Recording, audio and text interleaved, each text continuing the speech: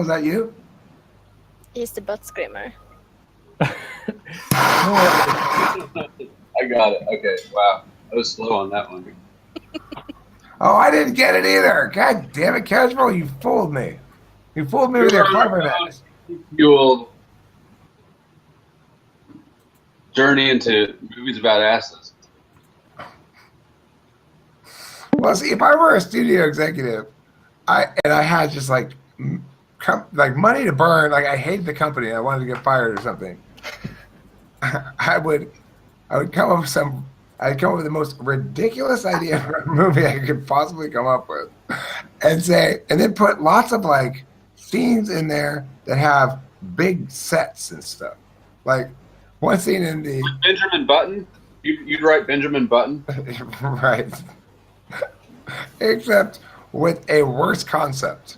The thing is, they took a really great 25-page story and turned it into an incredibly shitty 3-hour-long movie or whatever.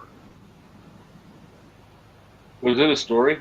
It's a 25-page short story by F. Scott Fitzgerald. It's fucking great. It's an astonishingly good short story.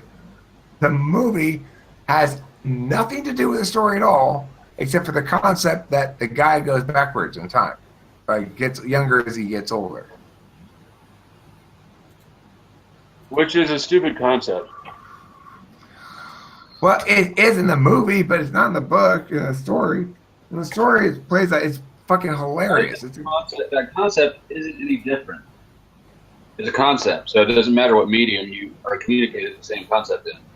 Well, I think you're failing to account for the fact that analyzing the quality of the concept means what kind of meaning are you making off of it or can make off of it. The fact that the movie took no advantage of the concept is not a good way to determine whether the concept's any good. As Scott Fitzgerald makes lots of good jokes about it. It's a funny story.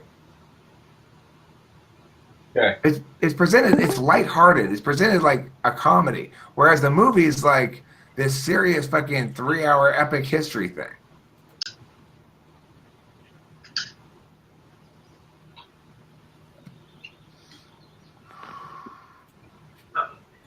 Okay.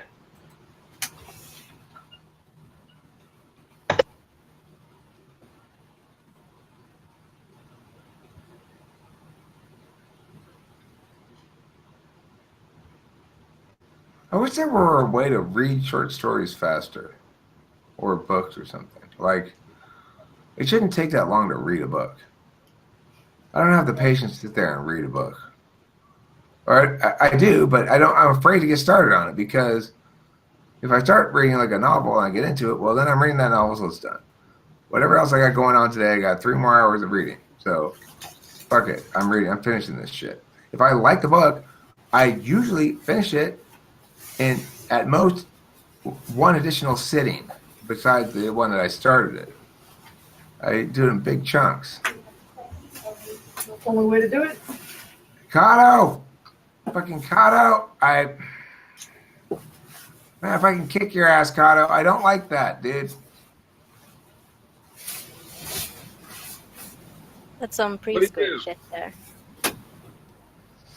He's being an asshole. I can tell. I can just tell. Okay, I don't know. I don't have any evidence or anything. He's just being an asshole.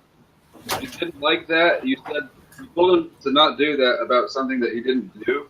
Yet Okay, he pulled her hair. I didn't like him pulling the girl's hair, and she was looking like I don't want to be on over here, and he was like, being an asshole. yeah, have more chivalry, Kata, or don't, so that Eric can flex his. I don't Wait. want to. Fucking Taylor, I do not want to do that. That is so disingenuous an attack. It's not. I was like, God damn it, Kato, why are you making me take action? It was a totally disingenuous attack. Go the fuck out. Okay. What do you think of old stuff, like historical stuff? I like it. It's cool. No, what do you think of does it really like have a value if someone like give you two objects that are identical, but one has some history, like some famous guy owned it? Would it change anything?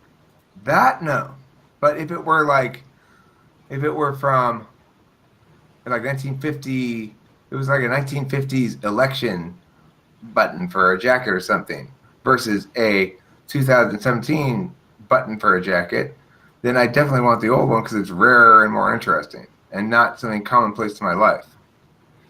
How about like an old building or something? Yeah, I prefer old architecture in general, although I'll concede that it's a toss-up because it's a visual thing and it's sort of like an SI thing and a vibe thing. I like cool old buildings, but I really want super powerful Wi-Fi, good air conditioning, and nice bright lighting and stuff like that. So, you know. So if you have toss-up. an old building in your city and they want to destroy it to build a new skyscraper or something, what do you say or do in that? Well, I mean, I might have an opinion on it, but whoever owns that piece of property makes that decision. Who owns it if it's a historical property? Whoever owns it, I don't know. Depends on the historical property. If the government is the one who owns it. If the government owns it, then I prefer they not knock it down.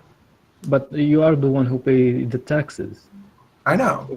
So that's why. Then I have an opinion about it. Yeah, if the government owns it, then I don't think they should knock it down. I prefer them to preserve the old building than to put up another new building. But I mean, I can understand it. If it were a critical services providing building or something, then I'd understand the need to relocate those critical services. The city could then sell the building to a private person, and that person could choose to develop it however they wish. That'd be the best way to figure out this question, is to get that thing owned by an individual.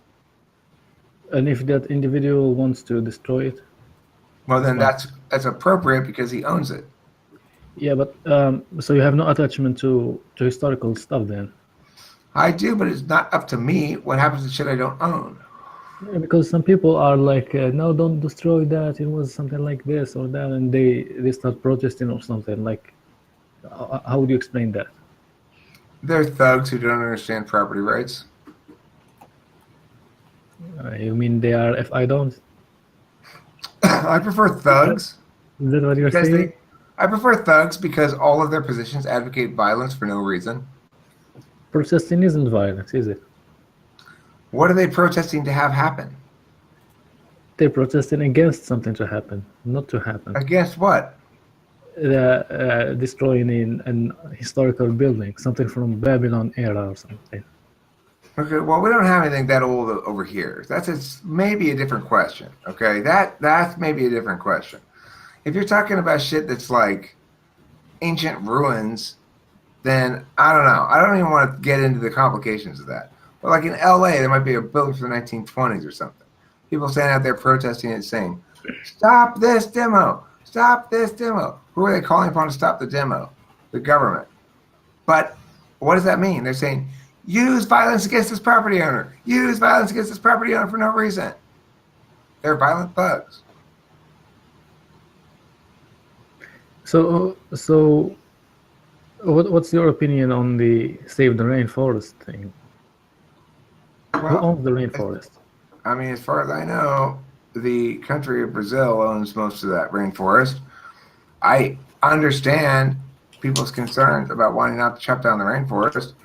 I would love to see it preserved as well. But if we want to preserve it, you should go buy some of it.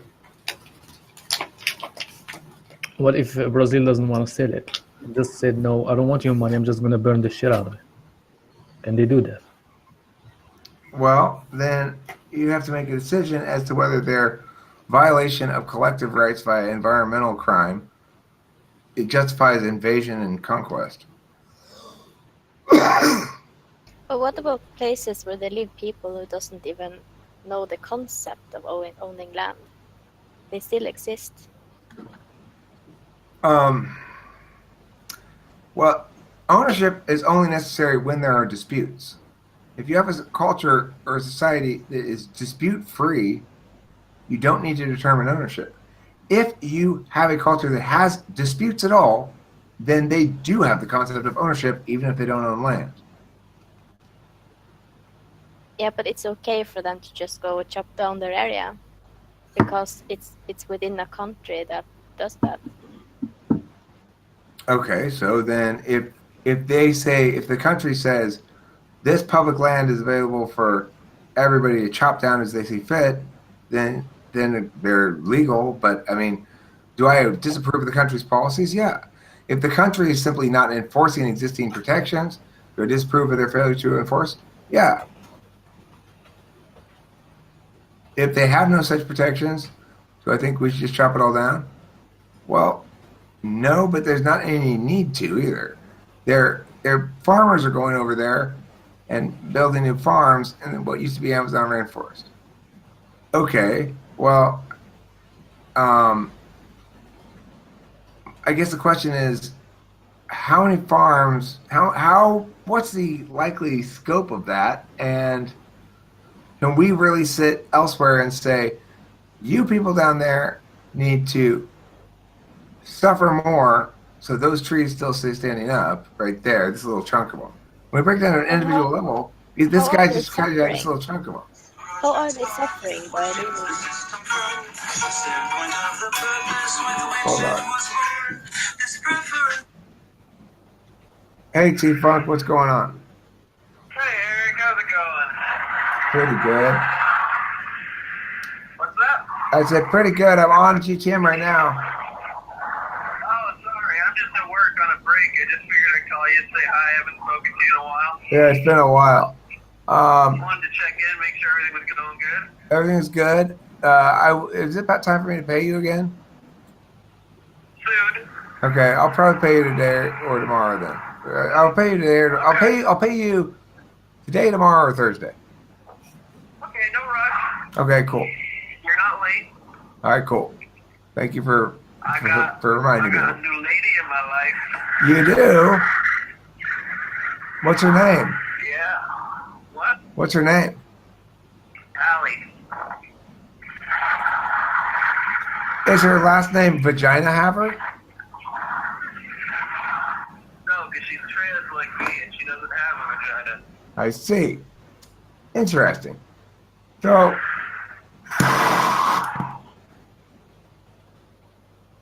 okay, that trips me out, dude. I gotta ask you more questions about that at some point. Come on and talk to me. Sure. Yeah, come on. I can't right now because I'm at work, but sure. Yeah, come on later into the room and I want to interview you Take about the this. personality test. Guess Uh-huh. what type she is? INFP? ENFP. ENFP? Tiffany, that's not any better. It's an extrovert. I've never been with an extrovert.